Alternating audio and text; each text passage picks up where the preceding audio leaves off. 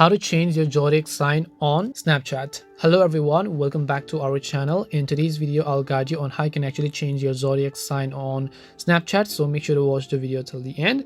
To change your zodiac sign on Snapchat, all you have to do is just open the Snapchat application first.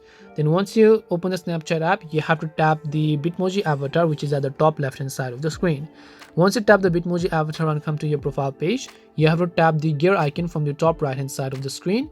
Then over here you'll come to this page. Now basically you cannot directly change your zodiac sign. You have to change your birthday, and inside that birthday that zodiac sign will lie.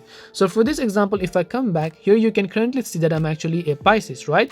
So I'm a Pisces because you can see the Pisces icon here, because it starts from February 19 and under February 18 it is actually Aquarius. So if I want to change it to Aquarius, I have to select a birthday inside of that time range. So tap the gear icon from the top right, tap on birthday, make sure to just change your birthday. After you change your birthday only, your horoscope is going to get automatically changed depending upon which date your birthday lies at.